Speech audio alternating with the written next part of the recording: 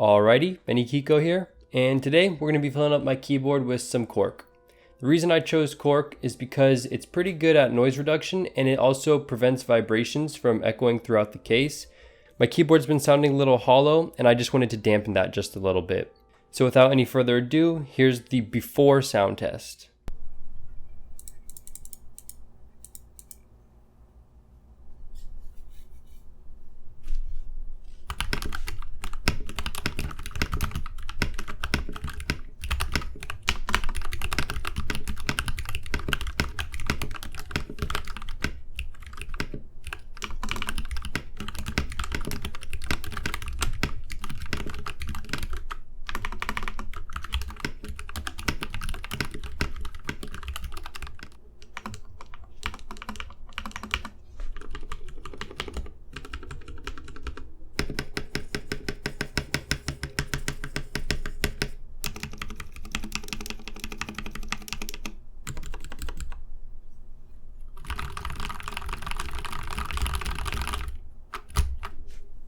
I'm liking the way my keyboard sounds, but there is a little hollowness that I just want to get rid of, and hopefully this cork will help.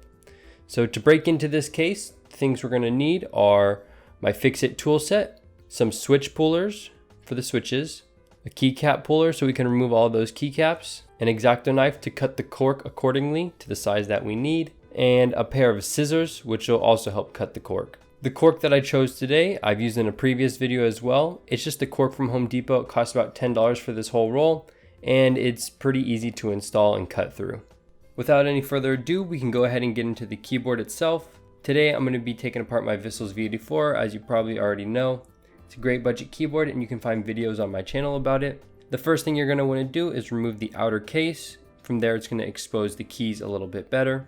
With that frame taken off, you can go ahead and remove the keycaps. There's a little magic for you. And then just like that, we don't need the switches either, so we'll go ahead and take those out as well. So after that, you're just going to be left with your PCB, your backplate, and the case itself. All you have to do is go ahead and unscrew all these screws. Most keyboards are similar to this. You'll just have to do something along the lines of unscrewing and taking out the case.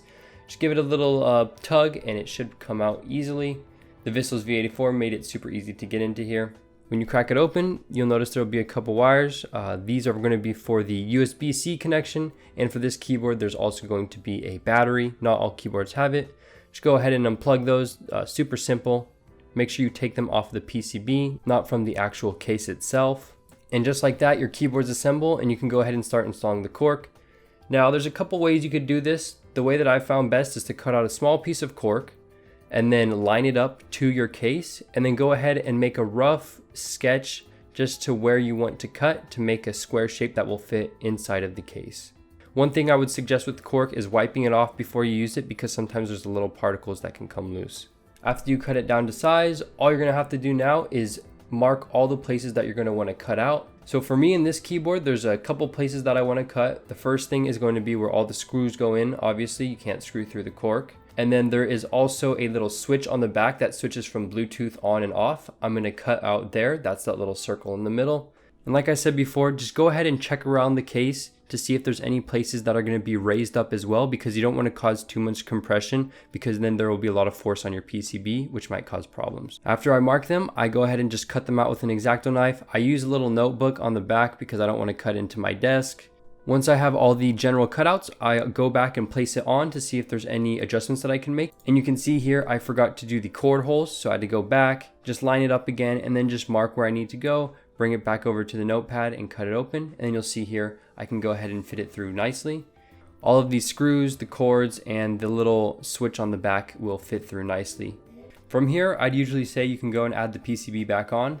But I missed a couple places that were a little bit more raised than I had thought, and it was causing problems when I tried to put the PCB back on.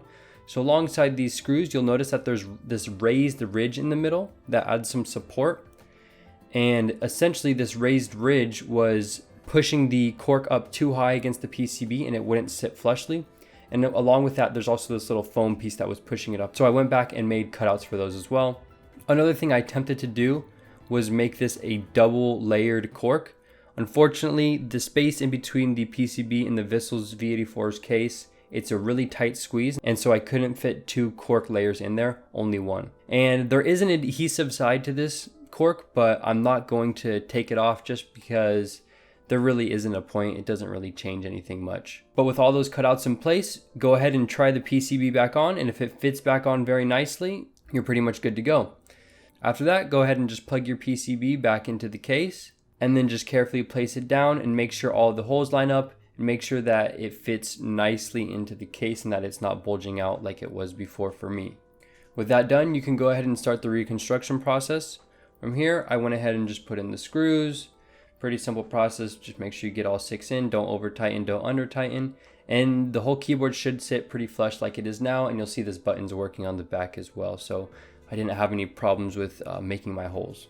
The next thing I'm going to do is add the switches, of course. One thing I want to mention before I put in the keycaps is that I had a problem where the cork was creating a tight squeeze with my stabilizers, especially for my shift.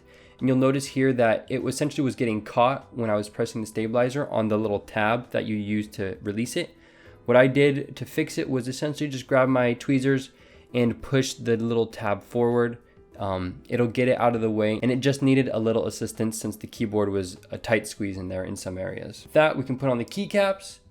And from there, the only last thing I have to do is put on the frame. I know this was a little bit quicker, but there wasn't really too much to it. And from there, everything's looking good. All the keys work. So now I can go ahead and give you the sound test, and you could let me know if you see any difference or not.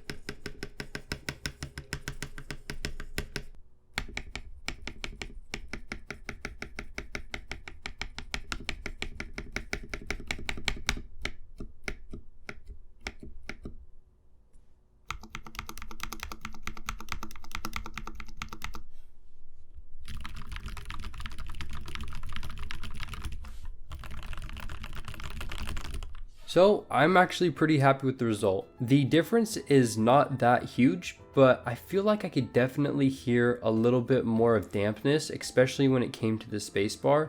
There was definitely a tone change there, and it was a little bit deeper, and I felt like it was less hollow. Maybe it's just the placebo effect, but I thought I really did hear something there. As for the keys, I don't think the tone change was as significant as the spacebar. However, there was definitely a little less hollowness, and even when I was pressing down the keys, they felt a little more sturdy and like there was something behind them. Well, because there is. In the end, I'd actually say this modification is worth it because it only cost me about $15 and took about 30 minutes worth of my time. And if your case is more hollow than this, I think you would have greater results, especially with the hollowness. Plus, it was really easy to install, and if you don't like the results, you can just go ahead and take it out. The only downside to using cork is it can get a little messy. Just make sure it's cleaned off nicely and that you don't have too many bends in it because it can crack. So just be careful with that. But with that sound test out of the way, that's going to be the end of this video. Like always, I'll link down the Vissles V84 review down below, and I will also link down the tools that I used and the cork as well. I really appreciate all of you that watch my videos, and just so you know, the next video is going to be the keycap reviews of October, so I'm pretty excited for that one. There's some heaters coming up and I'm excited for them. I hope you guys have a fantastic rest of your day, and I will see you in the next one.